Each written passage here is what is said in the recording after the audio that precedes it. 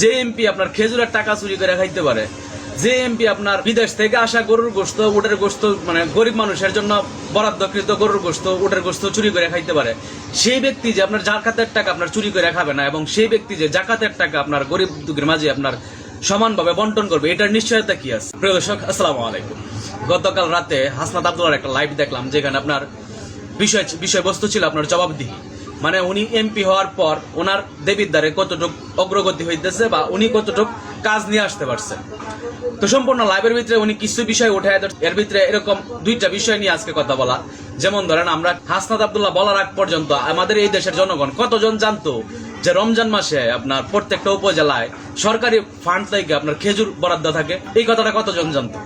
আমার মনে হয় যে 100-এর ভিতরে হয়তো আপনার 10 জনও জানতো না, আমার যতটুকু ধারণা। এরপর আরেকটা বিষয় উনি সামনে নিয়ে আসছে, সেটা হচ্ছে যে আপনার কুরবানি ঈদের পরে আপনার দুম্বা, উট, গরুর গোশত সরকারি ফান্ডের থেকে জনগণের জন্য আসে, যেটা আপনার আবার বিদেশ থেকে মনে করেন যে বাংলাদেশে যে এরকম মানে মুসলিম কান্ট্রি যেগুলো আছে, যেমন সৌদি আরব, অন্যান্য রাষ্ট্র যেগুলো আছে, এগুলোর থেকে এই দেশগুলোর মধ্যে দেওয়া হয়, পাঠানো হয় গরিব দুঃখীদের ভিতরে বিলীন করার। এটা কিন্তু সরকারের হাত থেকে এবং সরকারের মাধ্যমে দেশের জনগণের কাছে দেওয়ার জন্য বরাদ্দ থাকে।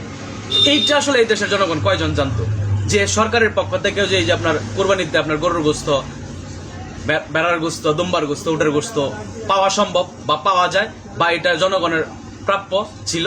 এই কথা কিন্তু না জানার পরে, এবং আমি নিজেও না জানার পরে একটা প্রশ্ন আজকে মানে ঘুরপাক খাচ্ছে, যেখানে আপনার একজন এমপি মন্ত্রীর কাছে মানে আপনার 87 প্যাকেট আপনার খেজুর নিরাপদ না, যেখানে একজন এমপি এবং মন্ত্রীর কাছে আপনার বিদেশ থেকে আসা গরিব দুঃখীদের জন্য আপনার এই যে গরুর গোশত আর কুরবানির আপনার উটের গোশত আর দুম্বার গোশত, এইটিও নিরাপদ না। যারা এইটিও বেচা খায়, যারা এইটিও চুরি করে খায়, ঠিক আছে, তাদের কাছে আসলে জাকাতের টাকা কতটুকু নিরাপদ? এই প্রশ্নটা কিন্তু থেকেই যায়। জাকাত ব্যবস্থা ইসলামী রাষ্ট্রের জন্য সবচেয়ে বড় সমাধান, কিন্তু যে এমপি আপনার খেজুরের টাকা চুরি করে খাইতে পারে, যে এমপি আপনার বিদেশ থেকে আসা গরুর গোশত, উটের গোশত, মানে গরিব মানুষের জন্য বরাদ্দকৃত গরুর গোশত, উটের গোশত চুরি করে খাইতে পারে, সেই ব্যক্তি যে আপনার জাকাতের টাকা আপনার চুরি করে খাবে না, এবং সেই ব্যক্তি যে জাকাতের টাকা আপনার গরিব দুঃখীর মাঝে আপনার সমানভাবে বন্টন করবে, এটার নিশ্চয়তা কি আছে? কারণ আপনার কাছে 87 প্যাকেট খেজুর নিরাপদ না। যে 87 প্যাকেট খেজুর আপনার জনগণের জন্য বরাদ্দ ছিল রমজান মাস উপলক্ষে, সাধারণ জনগণের জন্য, সেটা আপনার মাইরা খাইলাইছেন। যেই আপনার কুরবানির গোশ, যেটা আপনি বিদেশ থেকে পাঠাইছে এই দেশের গরিব মানুষের জন্য দেওয়ার জন্য, গরিবদেরকে দেওয়ার জন্য, বিলীন করার জন্য, সেই কুরবানির গোশ আপনি বিক্রি করে খাইলাইছেন, ঠিক আছে? তাইলে আপনার কাছে এই দেশের এই যে মানে ইসলামের একটা সবচেয়ে বড় জাকাত, সেই জাকাতের টাকা আপনার কাছে কিভাবে নিরাপদ, এবং কে এটা নিরাপত্তা দিবে?